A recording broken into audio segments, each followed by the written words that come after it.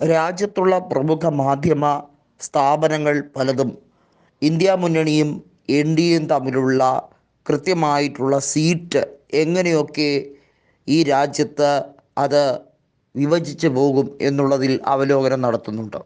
അതുമാത്രമല്ല, ഇത് രണ്ടിലും പെടാത്തവർക്ക് എത്ര കിട്ടും എന്ന അവലോകനം നടത്തുന്നുണ്ട്.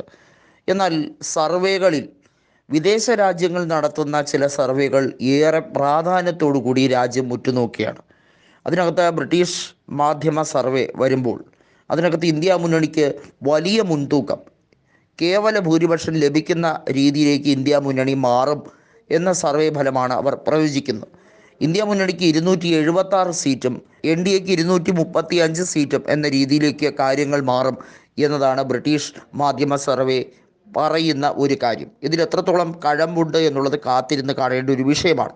ജൂൺ 4-ാം തീയതി വോട്ടെണ്ണൽ നടക്കുന്നു. അതുകൊണ്ട് തന്നെ ഇത്തരം സർവേകൾക്ക് ഇനി വലിയ ആയുസില്ല. എന്നാൽ പോലും ഈ സർവേകളിൽ വളരെ ജാഗ്രതയോടുകൂടിയാണ് BJP നീങ്ങുന്നത്. കാരണം BJPയുടെ മുമ്പിൽ കേവല ഭൂരിപക്ഷം കിട്ടിയില്ലെങ്കിൽ, അല്ലെങ്കിൽ ഭൂരിപക്ഷത്തിലേക്ക് എത്താൻ അവർക്ക് കഴിഞ്ഞില്ലെങ്കിൽ, മറ്റ് പല വഴികൾ, അതായത് ജനാധിപത്യ വിരുദ്ധം എന്ന രീതിയിലേക്ക് പല രീതിയിലും ഓപ്പറേഷൻ താമര വഴി പല സംസ്ഥാനങ്ങളിലും എങ്ങനെയാണോ സംസ്ഥാന ഭരണങ്ങൾ അട്ടിമറിക്കപ്പെടുന്നത്, അതേ രീതിയിൽ അവർ പണാധിപത്യത്തോടുകൂടി ഇവിടെ പിമാരെ വിലയ്ക്ക് വാങ്ങും എന്ന രീതിയിലാണ് പ്രതിപക്ഷം അത് ഉന്നയിക്കുന്നത്. പ്രതിപക്ഷം അതുകൊണ്ട് തന്നെ വളരെ ജാഗ്രതയോടെയാണ് നീങ്ങുന്നത്. പ്രതിപക്ഷത്തിനെ സംബന്ധിച്ചിടത്തോളം ഏറ്റവും കുറഞ്ഞ പക്ഷം 250 കാര്യങ്ങൾ എത്തുമോ എന്ന പ്രതീക്ഷയിൽ തന്നെയാണ് അവർ നിൽക്കുന്നത്. ഇന്ത്യ മുന്നണിയെ സംബന്ധിച്ചിടത്തോളം മാത്രമല്ല, തൃണമൂൽ കോൺഗ്രസ് ഏറ്റവും ഒടുവിൽ പറഞ്ഞതും അത്തരത്തിലാണ്.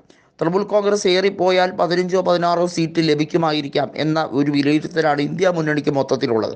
അങ്ങനെ വന്നാൽ പോലും തൃണമൂൽ കോൺഗ്രസ് പുറത്തുനിന്ന് ഇന്ത്യ മുന്നണിയെ പിന്തുണയ്ക്കും എന്ന രീതിയാണ് മമതാ ബാനർജി അവലംബിച്ചിട്ടുള്ളത്. ഇത്തരത്തിലുള്ള നിരവധി കാര്യങ്ങൾ.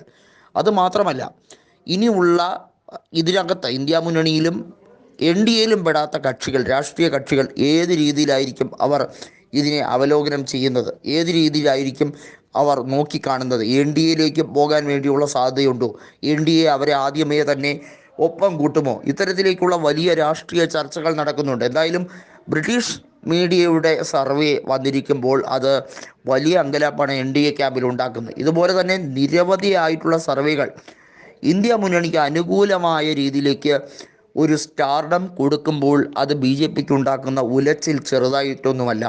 കാരണം BJP സുഗമമായും 400-ൽ കൂടുതൽ സീറ്റ് എൻ ഡി എയും 370-ൽ കൂടുതൽ സീറ്റ് BJPയും കിട്ടുമെന്ന് അവരുടെ പ്രധാനമന്ത്രി തന്നെ പാർലമെൻറ്റിനകത്ത് പറഞ്ഞിരിക്കുന്ന ഒരു രാഷ്ട്രീയ സാഹചര്യത്തിൽ അതിൽ കുറഞ്ഞാൽ, അല്ലെങ്കിൽ അതിൽ നിന്നും കേവല ഭൂരിപക്ഷം പോലും കിട്ടാത്ത ഒരവസ്ഥയിലേക്ക്, 2014-ൽ കിട്ടിയ സീറ്റ് പോലും കിട്ടാത്ത ഒരവസ്ഥയിലേക്ക് വന്നാൽ ഉണ്ടാകുന്ന ഭവിഷ്യത്ത് എത്രമാത്രം വലുതാണ് എന്നുള്ളത് അവർ കൃത്യമായി വിശകലനം ചെയ്യുന്നുണ്ട്.